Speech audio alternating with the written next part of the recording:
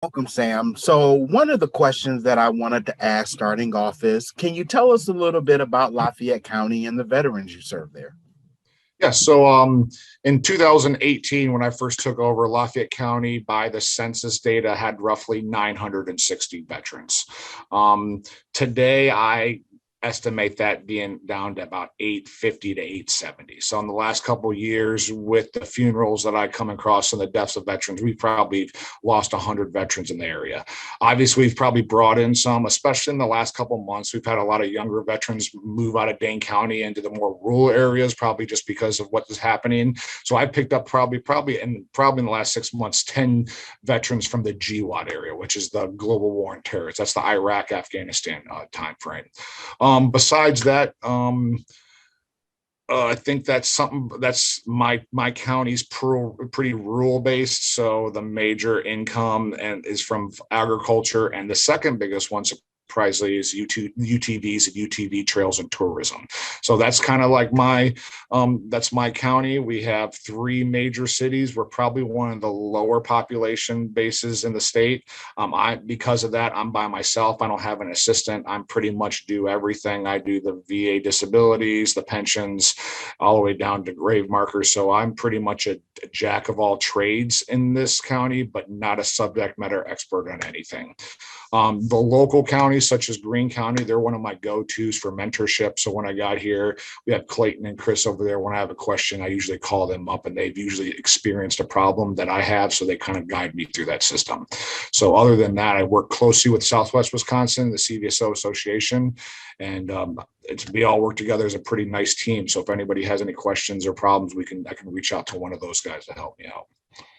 Thank you. Thank you for sharing that information with us. I want to kind of expand on a little bit of something that you just said, with you saying that the number of veterans in your county has dropped, and then some of the newer veterans. So, what era of veterans do you think you service more of in your county? Definitely the Vietnam era veterans. So the most of the veterans here were drafted. So a lot of those guys, they only spent 2 or 3 years in the military, and nothing against that. They served their country. So, but most of them are Vietnam guys. So the younger, like I said, we got some GWAT guys, the Korean veteran, and I think I know of one World War II veteran here. Pretty much all the rest of those guys have deceased at this point. A couple Korean, but the majority of the veterans I serve are Vietnam time period. So you were saying your area is more of a rural area. What are some of the let me rephrase that. What are some of the unique challenges that some of your veterans face in your county? Okay, so I have an older population, and especially from this last year, I kind of discovered it was easier for me to almost do telephonic application process. So let's say somebody called me up and they were 100%, they wanted to do the Wisconsin property tax credit. It's easier for me just to keep them on speakerphone, and I type up all the information, get all the data, and then just go drive to their house and get the signature. So that's a big change that I did in the last year. Because the veterans are usually older, they're not more confident in computer and the modern day technology. So a lot of the things that we do, I actually physically do the paperwork and get it up there. Another big challenge that my county has is we don't have a government sponsored transportation program for medical services. So all other counties have some type of transportation service, have it be the DAV, the American Legion, or whatever the case may be, that actually is funded by the bigger state entities that actually figure all that out. So I had to create a volunteer drivers program. So I get a grant through the state. Well, I use the grant that the state gives me, and I pay a volunteer drivers to go pick veterans up and take them to their medical appointments. On that, it gets a little hectic because I have only 2 drivers currently, because a couple of my other drivers are also old veterans. So we have older veterans volunteering to take the other veterans, and those guys are slowly starting to decease too. So I have 2 major guys that do all that work for me. So.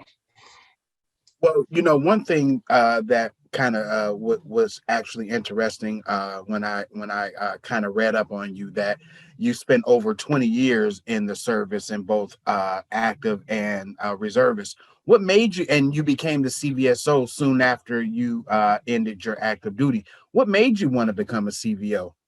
CVSO, sorry. Yeah, CVSO. So I was getting out of the military due to some family things. So I got out. I should have just finished up. I only had 5 years left, but because of some family issues, I got out.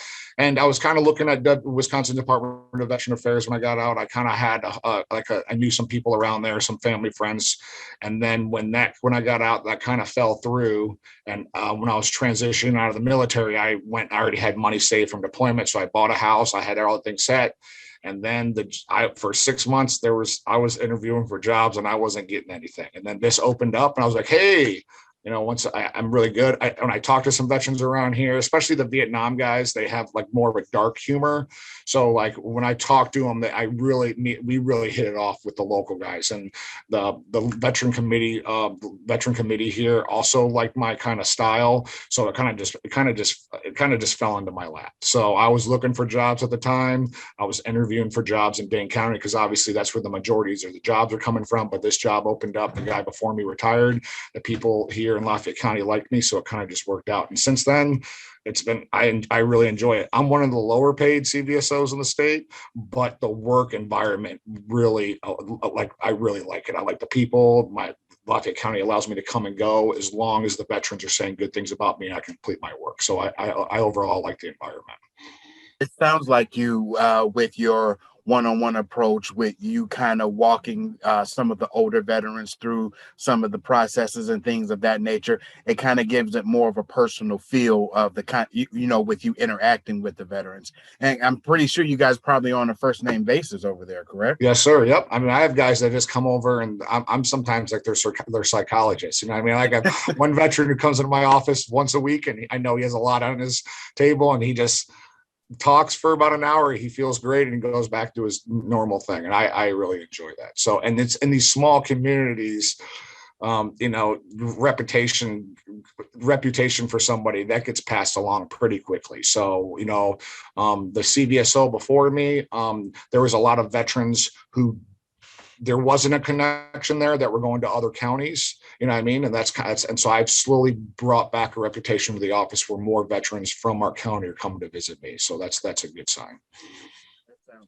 That sounds great. The last question that I have for you, I want to make sure that veterans in your county have a way of getting in contact with you. So what is the best way of communicating with you in your office? My phone number at the office is 608-776-4886. If you are confident and you're on the computer a lot, just look at Lafayette County Veteran Office. I'm here. I'm in Darlington, the courthouse. Everybody in Lafayette County knows where the courthouse is at in Darlington. Even if you're already taken care of, just come on in and we can just talk and just have some conversations and we can build some relationships and see we can go from there. Sam, thank you very much for giving us the opportunity and talk to you. And thank you for all you do for veterans over there. You have a great day. Awesome. Thanks, Victor.